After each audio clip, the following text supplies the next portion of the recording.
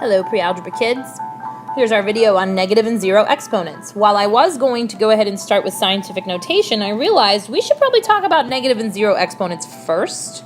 And the basic idea here that I want you to take away from this video, and of course it will recap and got lots of details in between, but negative exponents make tiny numbers, not negative numbers. All right, so let's get started with a quick review. What does an exponent do? Well, an exponent tells you how many times to multiply by the base. So 3 to the third power is telling you to multiply 3 times itself 1, 2, 3 times. 3 times. In powers of 10, the exponent also tells you how many zeros the product will have. 10 to the first power is just 10. So 1 0. 1 exponent, 1 0.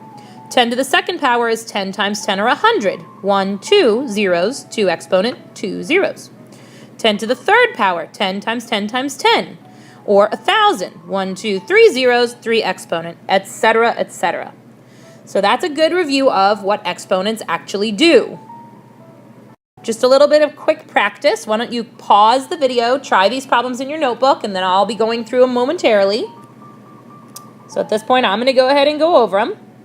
So we have 4 to the third power, and that's saying multiply 4 times 4 times 4. Remember we said in class this is one of the only places I'm okay with you using counting on your fingers. 1, 2, 3, 4 is multiplied out. Well, 4 times 4 times 4, 4 times 4 is 16 times 4. 4 tens is 40. 4 sixes is 24. 40 and 24 together makes 64. So 4 to the third power, 64. Here's one with a negative base. So negative 5, the quantity squared. Remember, that's what we say when we have parentheses. And what does that mean? It means negative 5 times negative 5. Where does the 2 come in again? 1, 2 factors of negative 5. Negative 5 times negative 5 is positive 25. Now, I know you're probably looking at the last one going, oh, come on, Miss Lecomte, really? To the 17th power? Well, there's a shortcut here that we've been talking about in class. Hopefully, when you paused it, you didn't write out all 17 of them. There's a reason why I can automatically say, negative 1. Don't even have to really think that hard. What is it? Now, I'm sure if I could hear you, I would have heard someone say it's because 17 is odd. So what's happening is if you've got an even number of negative 1s multiplied, each pair would turn positive. But then if you got one more hanging out, which is what a negative number, what an odd number is, that one makes the whole product turn negative. And if you think about what you were doing in class with the stations activity with exponents, remember how 2x plus 1 always gave you an odd number? It's kind of related here.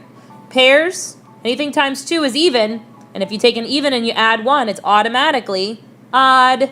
So as long as we're plugging in whole numbers for x or integers for x, that will always come out odd. Very interesting observation, something you can use at a later date. All right, onward. The first new concept in the video, the zero exponent. Any number raised to the 0 power equals 1. Why is that a capital E? I don't know. It was a typo. I apologize. And it's going to bother me, so let me fix it real quick. Just pretend it's a really big lowercase e. Okay? So any number raised to the 0 power equals 1, except the number 0 itself. 0 to the 0 power is undefined, and that's one of those math things that people actually argue about. There are people who spend their free time arguing about math on the internet. You can find just about anything on the internet, really. But let's take a look at these examples. 3 to the 0 power, 1. Negative 3, the quantity to the 0 power. Here, 1. 10 to the 0 power, 1. And just to be comical a little bit and to help you remember what's up here, how about 10 billion to the 0 power? Still 1. It does not matter what that base is. This will always be 1, except for the number 0, because 0 to the 0 power is undefined. Now, we're going to see why this works in a couple of slides, so give it a chance. For right now, anything to the 0 power is 1. That's just something we need to know. On to the second new concept in this video. New concept number 2, negative exponents. No need to panic, no freaking out. This is not as difficult as it might seem. We're taking it slow. A negative exponent tells you how many times to divide by the base. If you go back and you look at your notes, what does an exponent tell you? It tells you how many times to multiply by the base. But we didn't clarify that that only worked for positive exponents. For a negative exponent, that tells you how many times to divide by the base. And when I say divide, I'm putting that value in the denominator of a fraction. So 3 to the negative 3 power can be found by taking and putting 1 over 3 to the third power, which is 3 times 3 times 3, and we get the number 1/27th. Notice it is a positive 1/27th. Negative exponents make small numbers, not negative numbers. Okay? Let's look at a pattern that will help us understand why this is working. All right. Next up here we have negative exponents. All right, so we said negative exponents are used to express numbers that are between 0 and 1. Numbers between 0 and 1. So all of these values that have negative exponents here are decimals that are smaller than 1 but bigger than 0. So let's look at our powers of 10. Let's work our way through. 10 to the third power, 10 times 10 times 10, that's 1,000. 10 to the second power, 10 times 10, that's 100. 10 to the first power is 10. 10 to the 0 power is 1. 10 to the negative 1 power is 1 over 10 to the positive 1 power, or 1/10. And there we have it there. Now before we continue with the rest of these, let's look at this pattern real quick. If I take this end number going downward here, what's the pattern to go from one line to the next? 1,000 to 100. What do you do to get there? Which is the same thing you do to 100 to get to 10, which is the same thing you do to go from 10 to 1, from 1 to 1/10, and so on.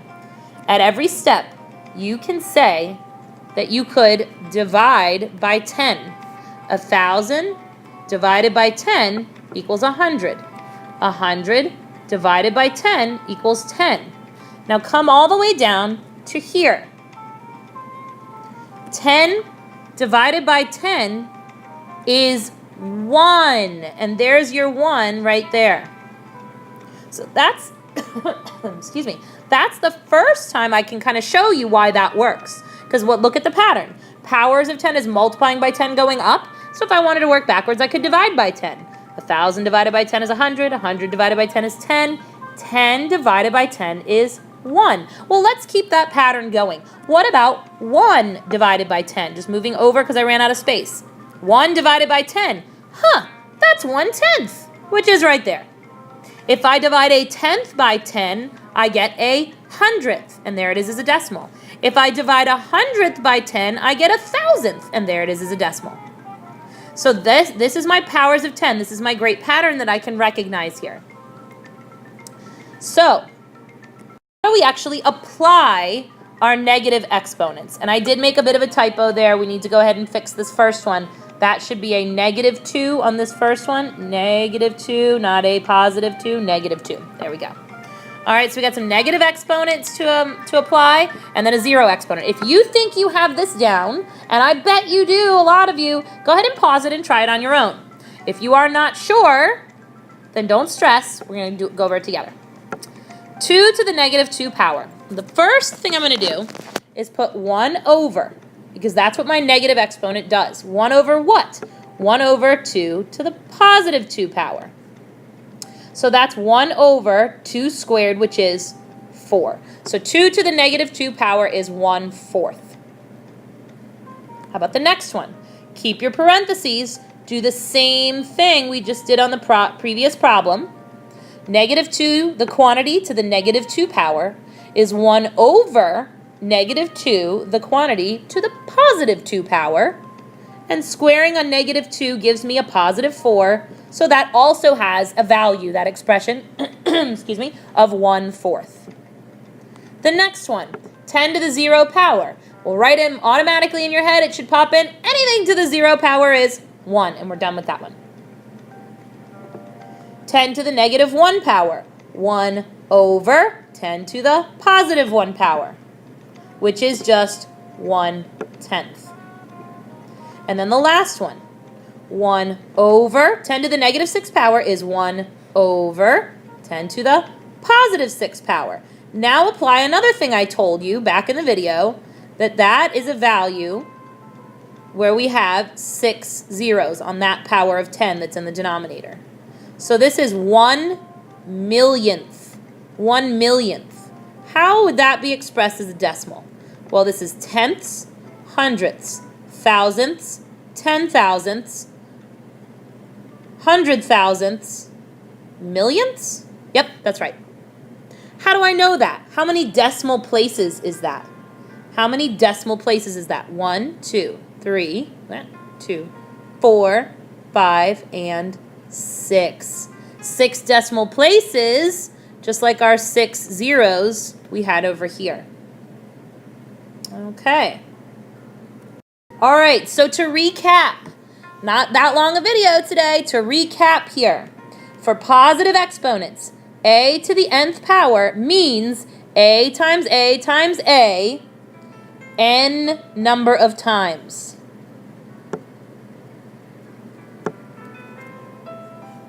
For a negative exponent, a to the negative n equals 1 over a times a times a, etc. Again, n number of times. And we could also include, make another little bullet, for a 0 exponents, we can say a to the 0 power just equals 1. Just equals 1. And even though I know some folks are going to make this mistake, even if you watch the video one more time, negative exponents make tiny numbers, not negative numbers. Thank you for watching, guys. This video is not technically due all the way till Tuesday, so it wouldn't hurt to watch it a couple more times before Tuesday's class to get the hang of it. If you want to find practice for this on IXL, so if you want to find this on IXL, I apologize for the delay there. I had to pause it so I could, look it up and stuff. On IXL, you're looking for under grade 7 math. You are looking at skills I.6 and I.7. I.6 and 7. Under grade 8 math, it's going to be F.6 and F.7. Maybe I'll be taking a peek by the end of the day on Monday to see if anyone's actually hopped on there and done any of that. Wouldn't be a bad idea for you. See you guys in class.